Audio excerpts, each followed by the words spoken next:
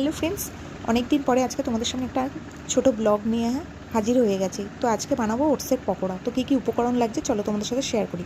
এর মধ্যে লাগছে ওটসের গুঁড়ো, ক্যাপসিকাম কুচি, গাজর কুচি, ধনেপাতা কুচি, পেঁয়াজ কুচি, আদা রসুনের পেস্ট, একটা ডিম, টমেটো কুচি আর একটু লঙ্কা কুচি দিয়ে স্বাদ মতো নুন দিয়ে ভালোভাবে ফেটিয়ে নেওয়ার পরে কড়াইতে তেল দিয়ে তেলটা গরম হওয়া পর্যন্ত অপেক্ষা করবে।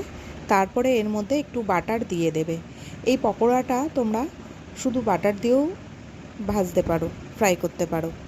আর একটা জিনিস তোমাদের সাথে বলি, সেটা হলো যদি বাচ্চাদের খাওয়াও তো সেটার জন্য তোমরা কাঁচা লঙ্কাটাকে স্কিপ করে দিতে পারো।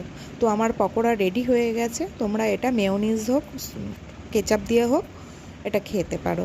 ভীষণ ভালো হয়েছে, টেস্টি হয়েছে। তোমরাও কমেন্ট করে আমাকে জানিও এটা কেমন হয়েছে।